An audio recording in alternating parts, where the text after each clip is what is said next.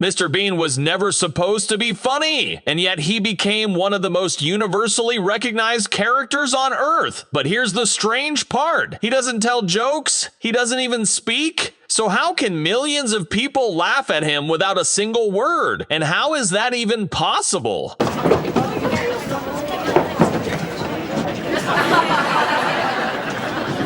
Even outside acting, that mindset never disappears. It shows up in the smallest moments, like this one, where a simple question turns into something unexpected. Was somebody there called Bob? Anybody else would read it and go, they're called Bob. You decided that Bob could be a funny word. Right. Now, how do you do that? Well, it just seemed, yeah, it was always at the end of the sentence. It was, it seemed like a funny way of saying it, Bob. Because I was wondering, I was looking at lists of motoring words the other day and wondering if you could just by saying them, just say the word. Airbag. Petrol pump. Also the faces. Yeah, exactly, that helps. Reviewing a car, because I have to think of all sorts of things to say about a car. Now, I know that if you were a presenter on this show, you could just do it with an expression. Right. So, for example, if you were presented with McLaren F1,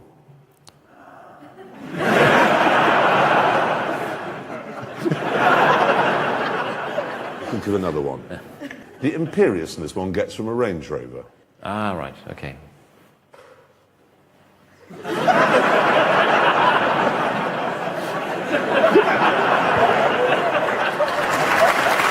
What most people don't realize is that Rowan Atkinson didn't just watch people, he studied them like a system. Every gesture, every silence, every reaction most people ignore became patterns in his mind. And once you see human behavior as patterns, you realize they can be recreated, controlled, and turned into comedy. That's where the idea of Mr. Bean begins shown. I read. Oh dear. From you. It says, the problem with talk shows is that you're supposed to amuse. I generally rely on being interesting rather than funny. They just want people with wacky stories about airports, and I haven't really got any. How true. It's true. How true. I haven't. So how was Kastrup Airport? No, I have no stories. No. I'm always rather confused, as I think I know you are, about whether I'm a comedian or whether I'm an actor.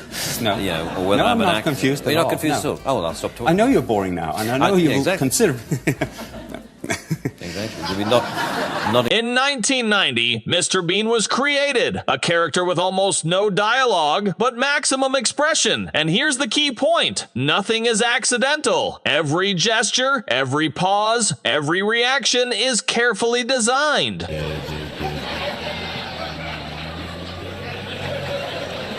And then there was this idea of having a card. Have you got anything that I could... Well, it was a piece of paper of where I would just... Can I stand up? And I came out just going...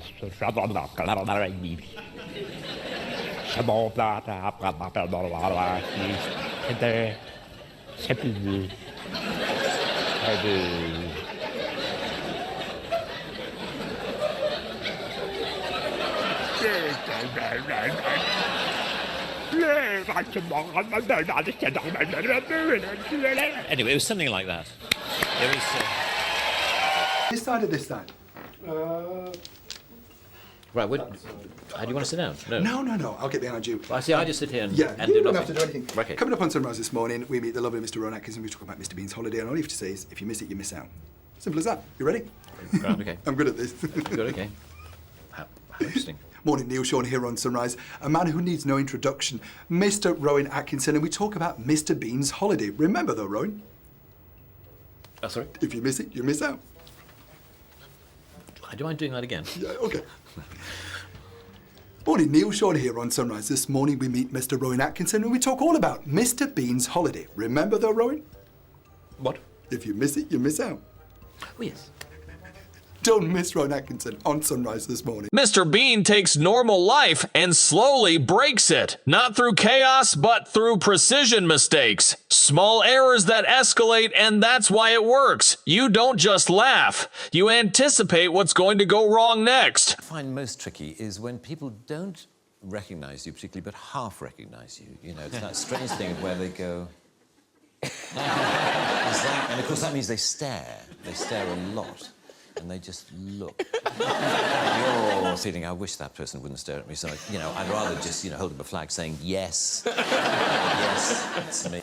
A few years ago, there was, I was in a Land Rover parts department near Peterborough, the kind of place you find me on most days.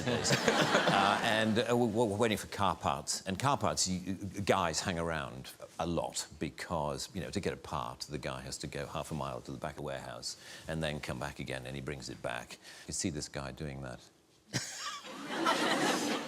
And he came up to me after a while and he said, "Excuse me, has anyone ever told you that you're the absolute spitting image of that Mr. Bean?" And I said, "Well, actually, I am the actor who plays Mr. Bean." And he said,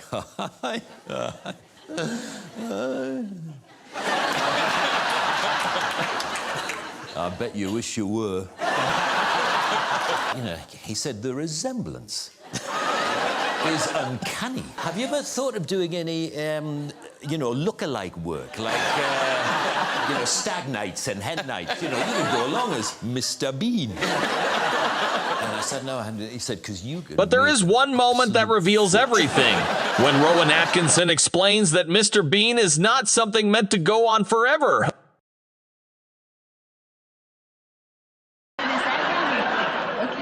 You will not be disappointed. Because here's your blind date for this evening. Number 3, here he is from his dressing room, and his name is Mr. Bean. Come in, Mr. Bean.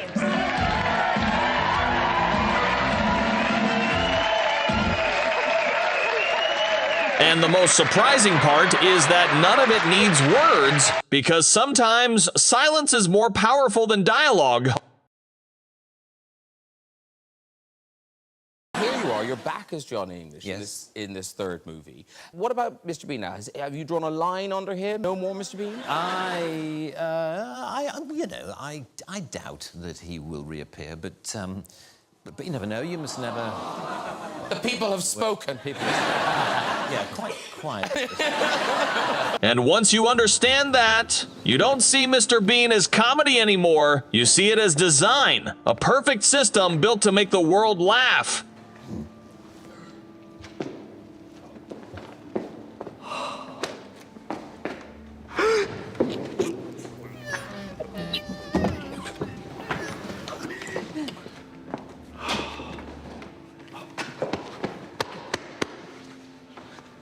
I was based actually on a visit, on a holiday in Venice that I had in 1985, quite a long time ago. Wouldn't it be fun, because I had already started exploring just doing purely visual comedy. I'd explored it on stage, and I was interested in trying to put visual comedy through the character of Mr. Bean on TV.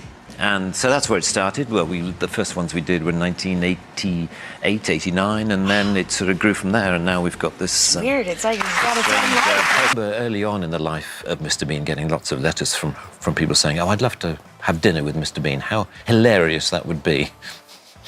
He's a very, very selfish individual. He's a child. I love your work, I have to say, but the thing that I loved the most, Blackadder. Oh, right, good. Elizabethan Blackadder.